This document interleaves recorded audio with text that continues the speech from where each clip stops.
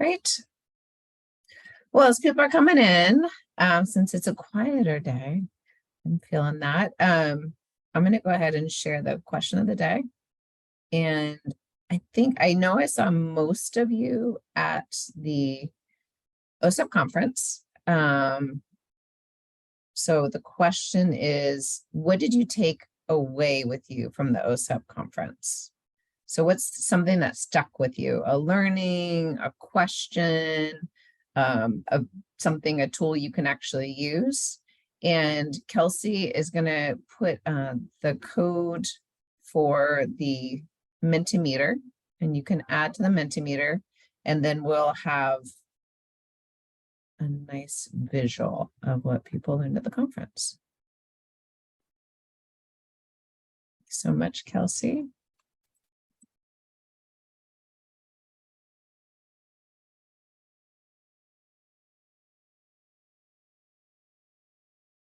So there's the question. What's one thing you took away with you from the conference? And you can see the Mentimeter code. And for people who are just coming in, you can see the Menti and the code on top if you want to add to it. Right. Thanks for folks for putting that in. At evaluation fidelity, we love that. Outcomes, ask for help, colleagues, helping each other. Good.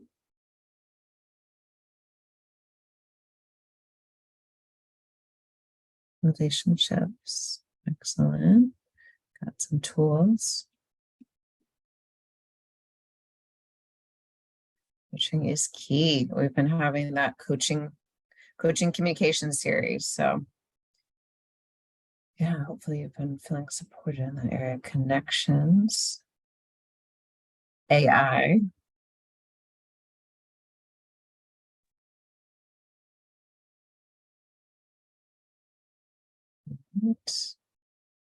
Well, good. I am fully cognizant of the fact that it's August, and so we may not have everyone we'd usually have here, although we have a pretty good group.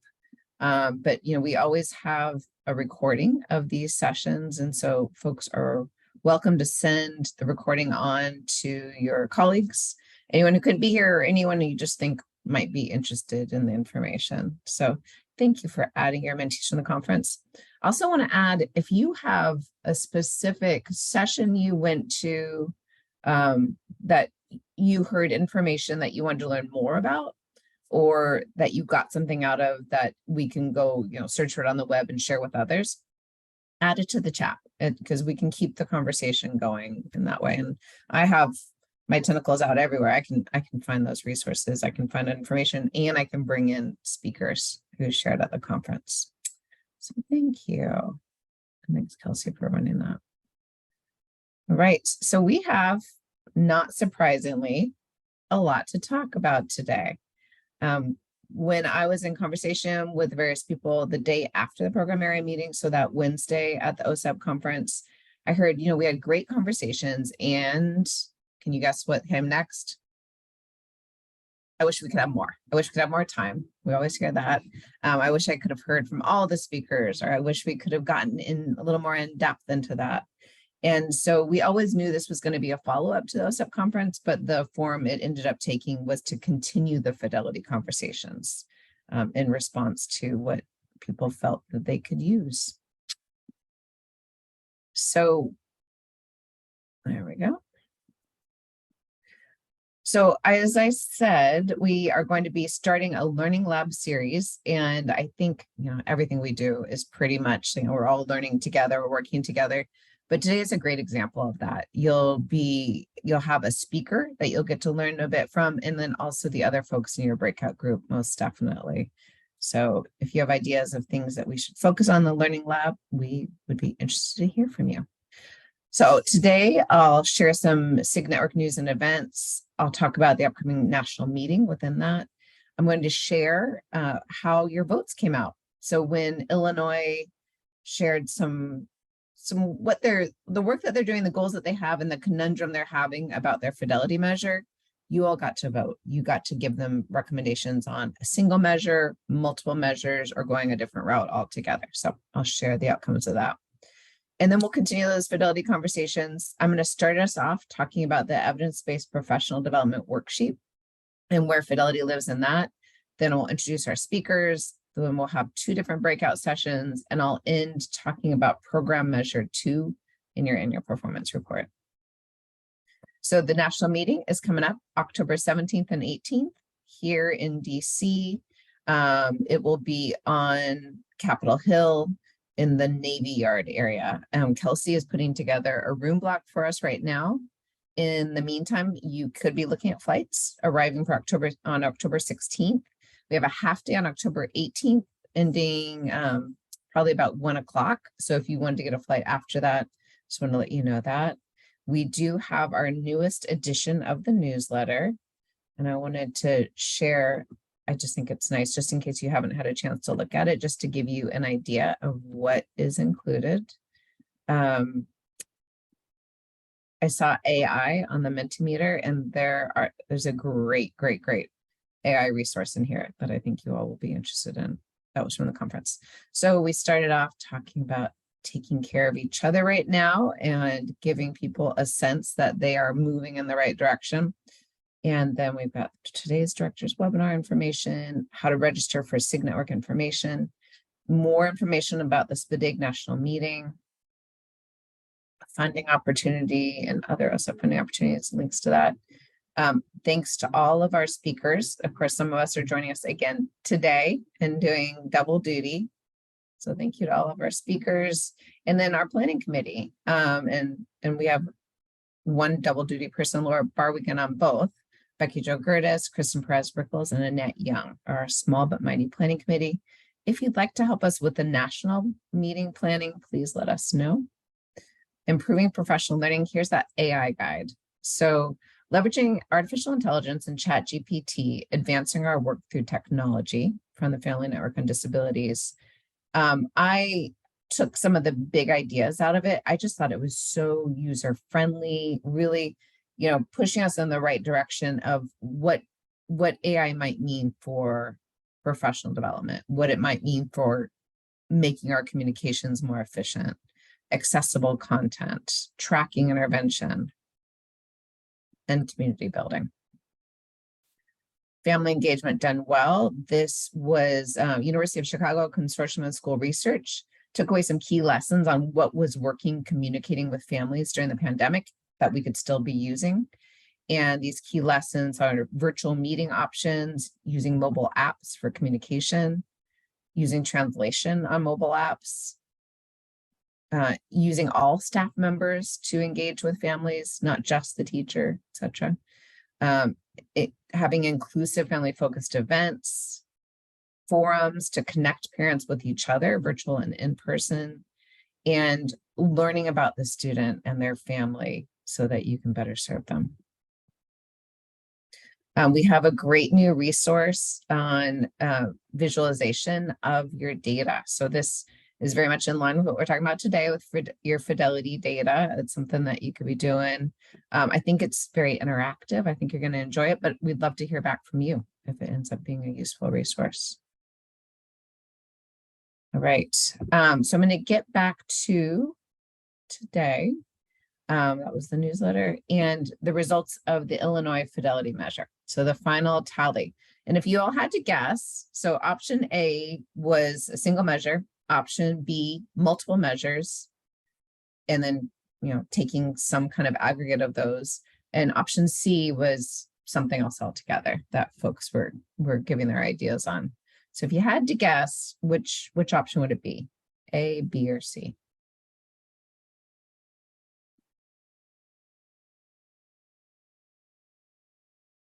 B. Okay, A.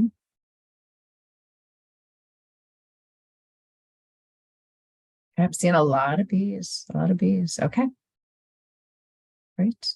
We actually had a tie, so it was a little bit of a trick question. So we had 8 votes for option A, which was use one instrument, and we had 10 votes for option B, multiple instruments, and option C, a totally different idea altogether. So what Illinois is doing right now is they're taking all that information. They've already had a meeting about it. They've been figuring out what to do. they have a plan and they want to actually be with us on the webinar to share it. And they're on, one of them has an event for the SPDIG today, and one of them is on leave. So we're going to wait till next month, and we're going to hear exactly how they created their fidelity measure from your input. So thank you, everyone. All right, so I did have something in between these, but it disappeared. So evidence-based professional development rubric. Hopefully it's something that we know and love at this point. You use it every year in conjunction with your APR. It's attached to your APR. This is what it looks like. And so what I did is I went through it and I looked for some areas that talk about fidelity or link to fidelity to pull that out and try to make some coherence for us with how you do your professional development work and how that further develops fidelity. How are you working toward fidelity by doing your day-to-day professional development work?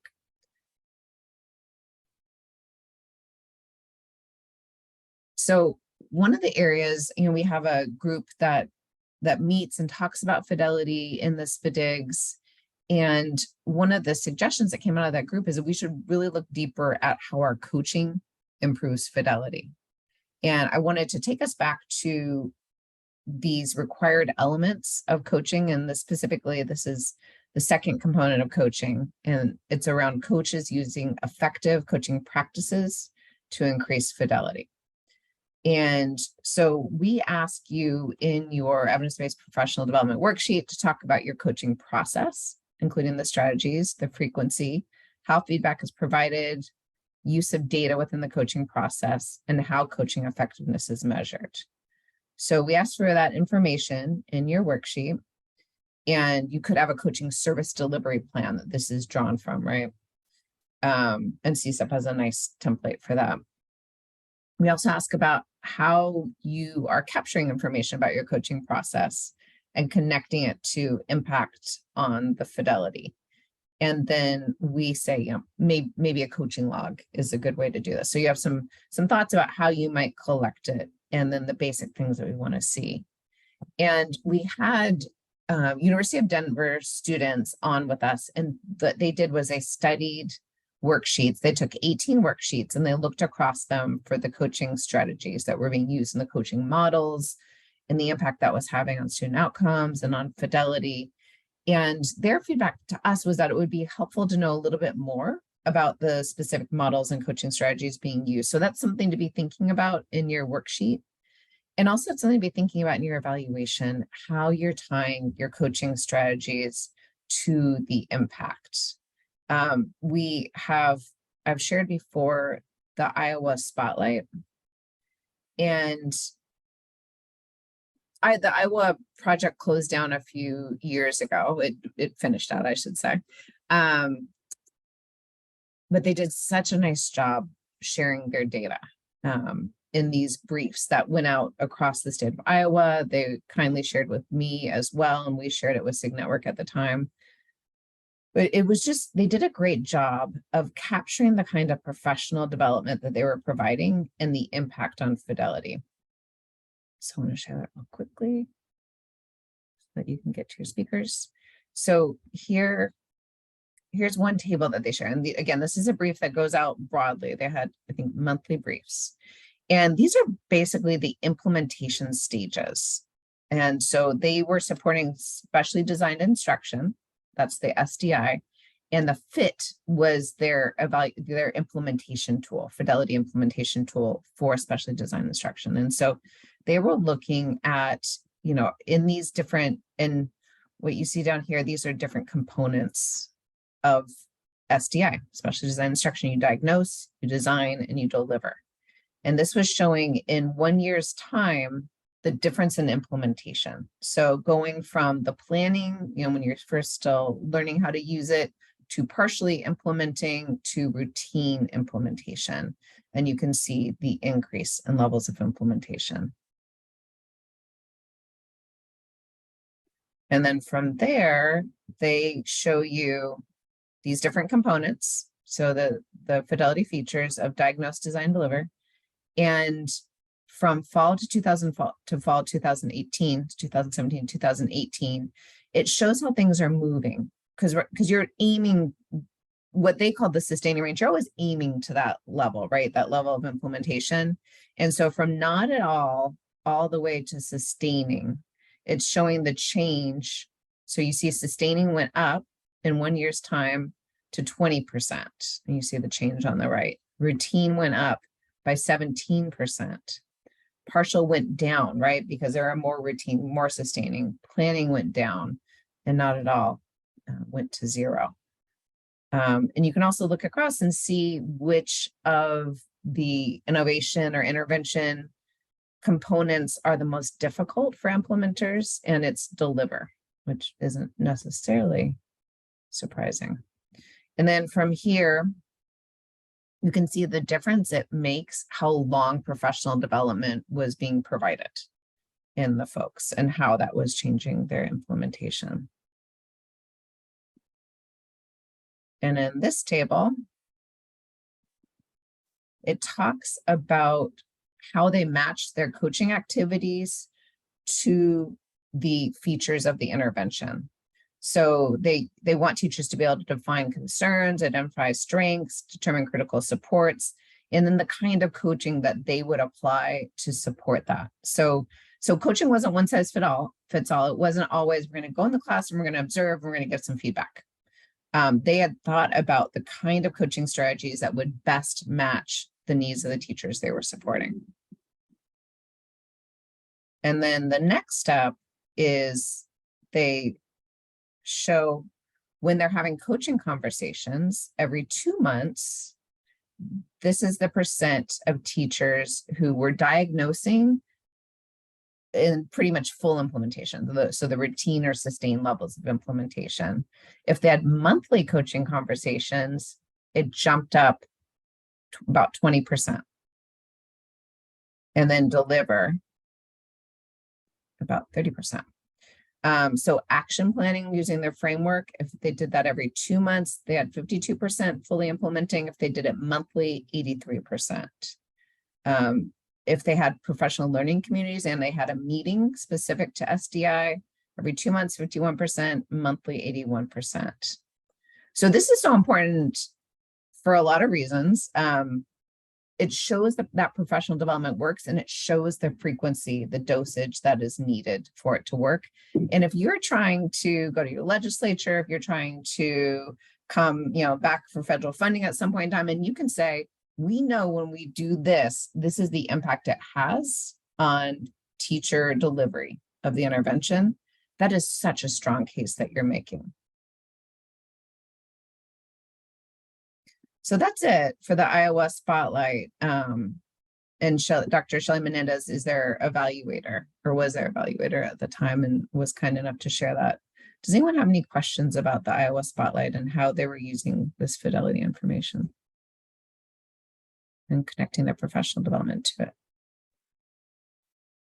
Jennifer, do you know, did they have practice time built in at all before the coaching?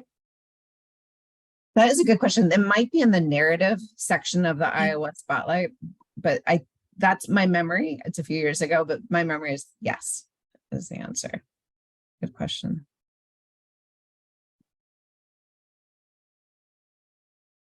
Any other questions?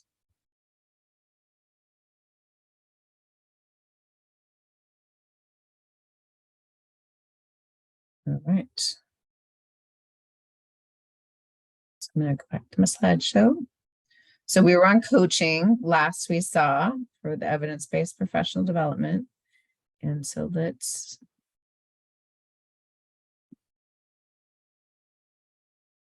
so another element of coaching, or component of coaching that connects to fidelity, is coaching outcome data are collected and analyzed to assess participant knowledge and skills. So description of how coaching outcome data are analyzed, description of how coaching outcome data are used as part of feedback loops among trainers, coaches, and coaching recipients. Now you can see why this is important. I just showed you some coaching outcome data, right? So we saw what the coaching strategies were and the dosage of those strategies, and then we saw the impact on fidelity. And that is coaching outcome data right there. And they're going to use that and say, okay, well, we're going to have to figure out how to have more coaches out there because we know we need this amount of delivery.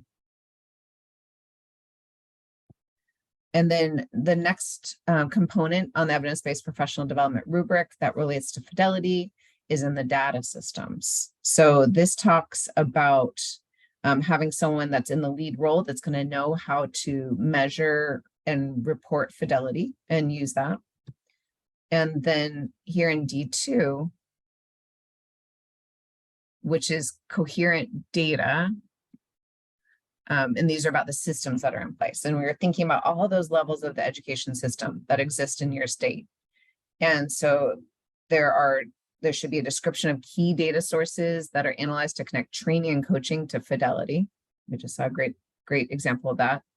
A description of how targets and benchmarks are set. So considering, when you first create your targets and benchmarks, you may not have data to go from. Maybe you use national data, maybe use another initiatives data to try to set some, do some level setting. But eventually you'll be gathering your own data and will be able to set targets and benchmarks and change them over time if that's most appropriate. Data collection guidance. I've seen a lot of different projects do a really nice job with having a data calendar that is shared with all your professional development participants, and that data calendar lives where they can access their information. There's maybe a data dashboard there. There's all the instruments there. I know Michigan, my MTSS, their SPDIG supports that, and they have some really good work up publicly available. And then description of how teams are trained and coached to use the training, coaching, fidelity of the innovation and child outcomes data, right? So that was part of the conversation at the program area meeting, is that building up capacity, building up systems for folks to understand why fidelity data is necessary and good and helpful, and then provide those data or participate in the assessment, and then analyze the data and then use the data to make improvements. And then D3 is fidelity and student outcome data are used to inform the continuous improvement of the project in collaboration with stakeholders. So, those data are going to tell you, do we need to change anything with the training? Do we need to change anything with the coaching? What's maybe not working, or what is working? We can do more of it, which we just saw in the Iowa Spotlight. And the Iowa Spotlight is also a good example of how data are compiled and communicated in a very usable format, right? I've been using that for years because it's so easy. I sat down with our assistant secretary the other day and I said, I just want to show you this because it's a good example of what SPDIG professional development does. Description of how feedback loops inform improvement across multiple levels. Each level should know what's happening so they can support the other level.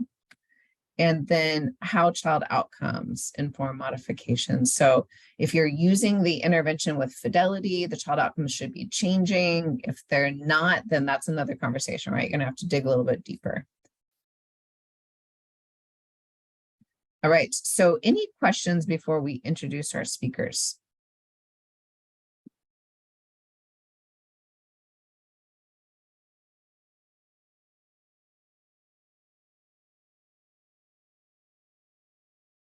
All right.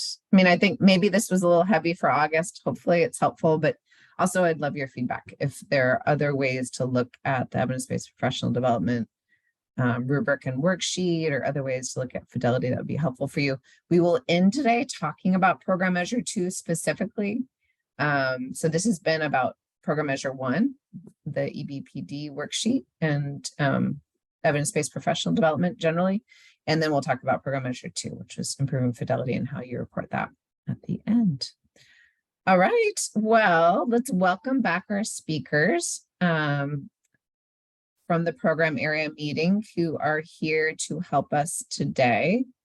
And I'm going to invite them to come speak. And actually, I think we were going to, let me look at my agenda.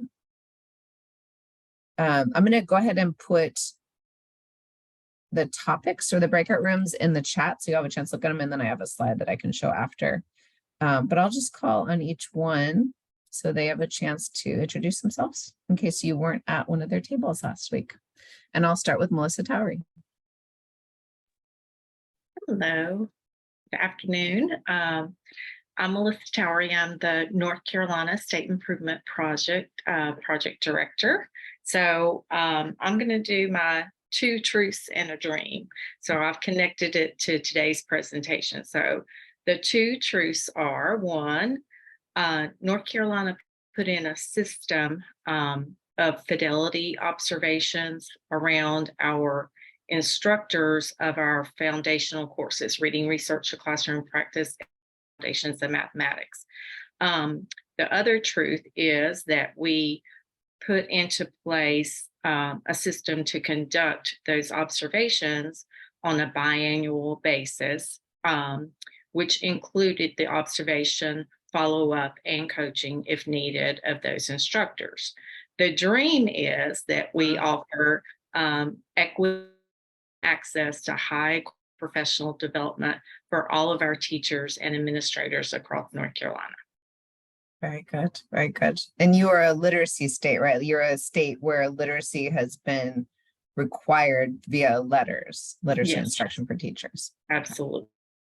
It's helpful context for some states. Great. Does anyone have any questions for Melissa about her topic of creating a system that supports fidelity?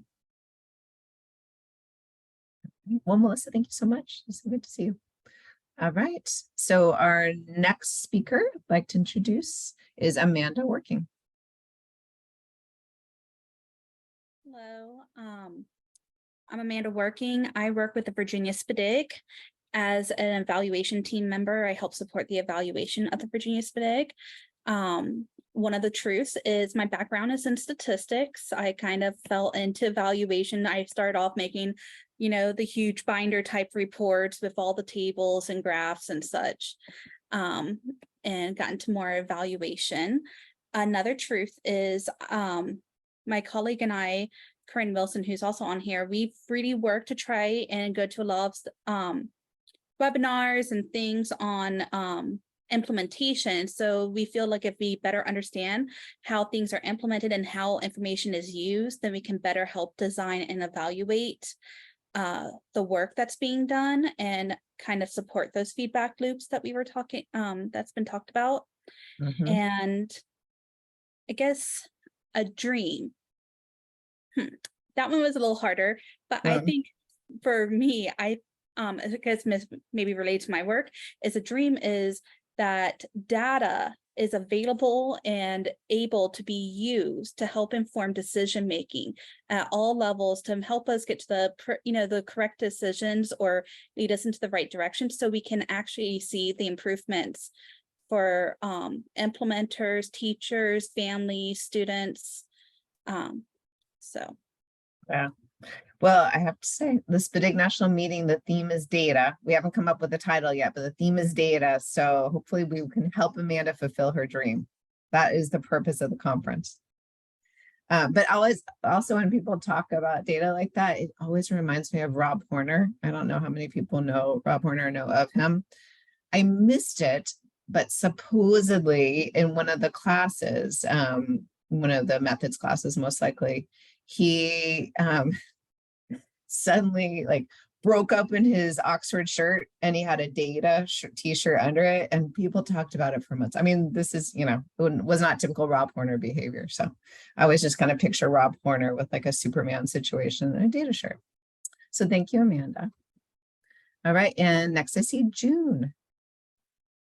And I'll just say, I miss Rob Horner. He retired on us and I miss him. I did the 4 H's. So my history is that I was a special education teacher and later a vocational rehabilitation evaluator. My hero is my great-grandmother, who was the first woman in Georgia to get her master's degree. And then she joined the Peace Corps when she was 72. So she's always been my litmus test. Which country was she in, June? I just have to ask. Oh, she was in several, but she was in several Asian countries when she was in the Peace Corps. Kind of post-war, working with the women there. And so her master's degree was in social work. So they used that. Yeah. My heartbreak is that after 20 years in the field, our students still aren't exiting school with a seamless transition. And I feel like my whole career's been focused on that, and it just, yeah. So my hope is that the work that we do here in SPDIG makes an impact to our students with disabilities. Yeah, thanks. I hope so too. I have to say, it's fascinating for me watching my colleagues who have children with disabilities go through the exact same challenges you hear from the field. You think like, oh, they would care that this is, you know, the OSEP director or whatever, you know, no, doesn't seem to matter. It's very challenging for a lot of families. So thanks, June. All right, Patty. What's a Data t-shirt? Like Data, the character on Star Trek? I want to I want to say it just said data. Like it was just like a big letter. Is it like he didn't graph or chart something? Well, you know what? Now I'm gonna have to reach out to my friend. Sorry, I need the detail, you know? Okay, my name's Patty Newton, and presenting with me, I've talked Dr. Amy Gomer Erickson into being our small group also. We're both associate research professors at KU. We spend a bunch of our time doing evaluation projects, but we also have our own like SEL curriculum, K through 12, that we've developed and work with districts and schools on. I'd say right now we're pretty swamped. We're, to use a waitressing term, in the weeds. And we're getting it together, but you know, trainings are starting with schools. I'm like, no, it's still summer, but it's happening and we're a little slightly behind. So I feel like we'll get it done. We'll be there, we'll be doing it, but my dream is a little bit of I don't know when it's gonna come, a small reprieve, like a quiet, we have feeling, I just would like to feel like I have my feet under me, you know? Yeah, yes. That's Yes. the dream. But, and we're gonna talk some more about a template for coming up with a fidelity process. So this would be what tools or processes do you need to put in place to assure you're answering all your questions related to fidelity? And we've created this template using some, 14, 15 key references that we have. So we're going to talk it through a little bit more simply with an example. Right. That sounds fantastic. And to use another server or waitress term, you might need to 86 one of those tasks. Yes. I did it for a decade. Good job. Like Yeah. it. Yeah. Mhm. All right. So Kelsey, what's the best way for us to go about the process?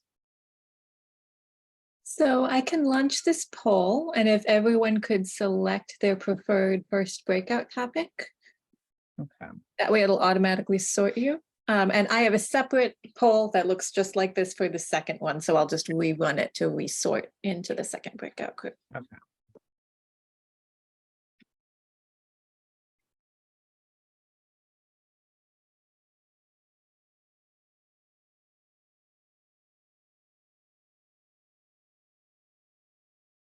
And so do you just it also felt quick to me. But you could choose that same session a second time, just so you know, you don't have to choose a different session. If you wanted to ask more questions, you were interested in still continuing the conversation. But just to take a breather, please do share in the chat something that you learned, something that you have a question about, or something that you're gonna actually take an action on. Like, I'm gonna use this aspect of this thing that I just heard. So take a minute, think about what you took away from it. So it could be, and I'll put this in the chat, it could be an idea, a tool, an action, or a question. And go ahead and you can either use your mic or provide it in the chat.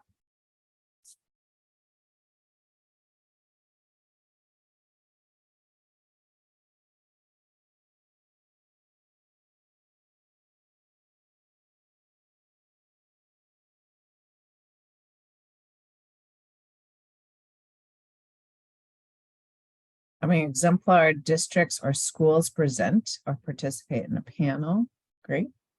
Having teachers co-present with the state at conferences, love it.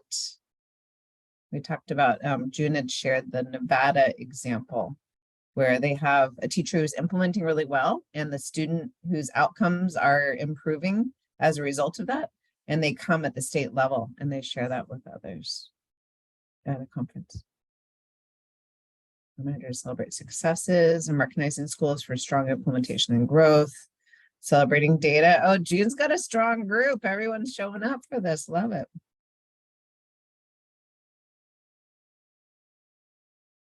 Publish improvement data and newsletter to celebrate success. Then we also have the data matrix is an excellent way to start a conversation for professional development. Great. And that was the group I was in, and there was a lot of conversation that to me led to having teachers feel like they're actually part of the process, right? As opposed to it's something that's being done to them, and how that can develop buy-in and probably some good outcomes. And then implementation site recognition for achievement, good.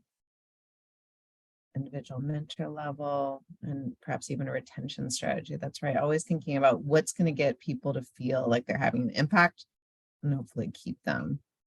Every 2 years fidelity observation of a course and lifelong learning, and matrix provides clarity. Great. Well, thank you, everyone. This is fantastic.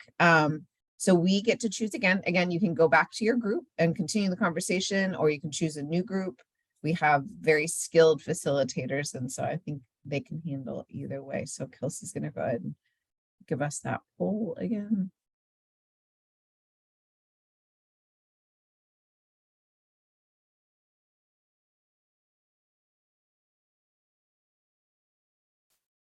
All right, and if folks want to add, again, a learning, you know, the basic idea is, you know, did you get a resource that you were interested in using? Did you get an idea, a question? I feel like there's one I'm forgetting. So I'll put that right here in the chat in case you have an idea, a question, idea. Oh, action of it.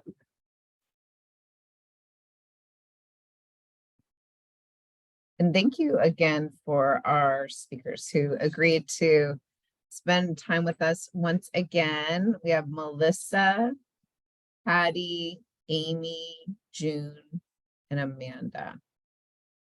We were just so happy to have you all share your wisdom and let everyone share knowledge and information with each other. Appreciate it. All right, so June shared a document in the chat. You have that. And that is definitely a resource. All right. So as promised, I'm going to spend the rest of our time talking about program measure 2 and answering any questions you have. So if it is confusing, I mean, I'm always available to talk about this. I can meet with you and your project officer if I'm not your project officer. So this is not the only time that information will be available, but I did want to talk about when the rubber hits the road, what does it look like in your APR? And so we have 2 exemplar worksheets and APRs overall available for you in SIG Network.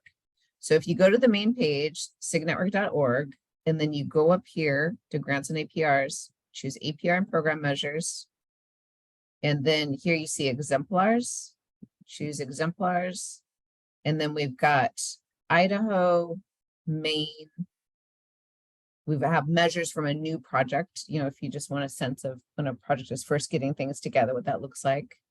We have South Dakota's continuation report, just keeping in mind that they were a 2017 grant. So measures are a little bit different. And then we have Alabama's final report from a previous grant that will probably give you some ideas. And so what I'm going to share is from Idaho and from Maine. And so if we go back here. And so here you'll see this is Idaho's, and they are looking at explicit instruction in literacy. And so this is program measure 2 for them. And they are setting their target at this point. After 2 school years of project participation and annually thereafter, 80% of instructional staff will reach full implementation on an explicit instruction fidelity of implementation rubric or improve implementation by 10% or more from the previous year's assessment. So at this point in time, they were using the reset rubric to measure explicit literacy instruction. So they had a measure and they name it. They had a target and they name it. They have a timeline for when that target will be after 2 years of implementation. And they also have that alternative. So we either have this, they've met the target or they have progressed. And you can see the target there, and they had not yet had that many years of their project when they set this. So any questions about the elements that Program Measure 2 should contain? You have to name your measure, name your target. It needs to be about the intervention that is closest to the child. So, they're going to be receiving that explicit instruction in literacy. That's closest to the child. Any questions about that?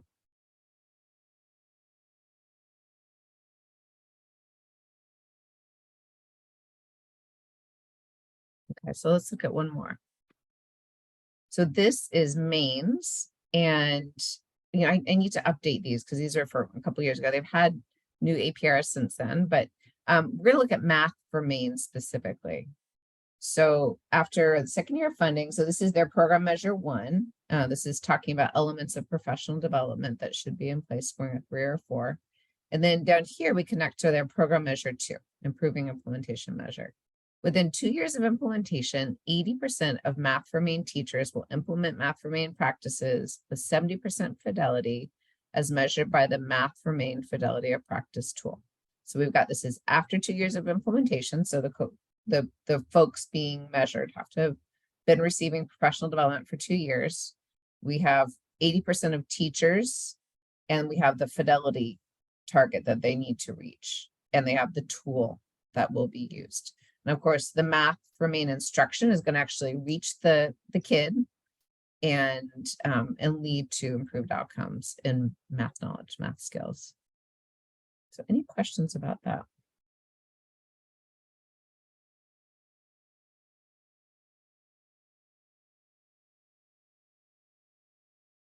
Okay. So we did have, I was mentioning Illinois shared some of the challenges they've had creating a fidelity measure, and they shared all the reasons why. I won't go into those in depth, except for they don't have just one specific initiative with specific practices within it. Like I just shared about literacy and I just shared about math, and they're supporting new teachers and aiming to retain new teachers. And it's a lot of different practices, and that creates a whole new set of challenges.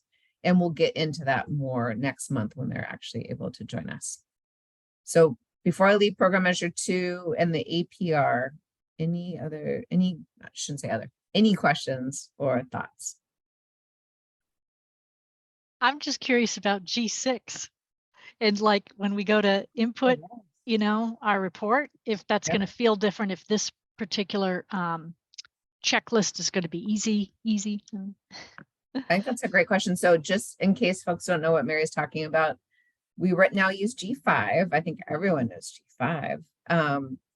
Whether or not you're the one that actually has to input things, you've heard the name G5 before. So that is where you currently upload your APRs, right? And all the other information from your grant lives there. We are now moving to G6. I have not seen it yet either, Mary, so I'm not sure. I'm very hopeful that it allows more description to go with your measures, so you don't have to do an appendix in order to provide the narrative for each of your measures. So that's my hope. Yeah. But we will see soon enough, and I'll stay in communication with you about it. I tend to wait till things are ready to go before I talk about them, because often there's, things don't go on time and as planned with these kinds of technical systems in the federal government. All right, one last thing. I did want to go back to Iowa.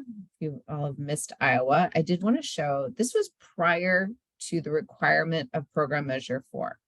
Program Measure 4 being child level outcomes, right? Student outcomes. So the theory of action is if you choose an evidence-based intervention or program, and you have educators, interventionists, etc., providing it with good fidelity, then child outcomes improve, right? And so this is that last step of child outcomes.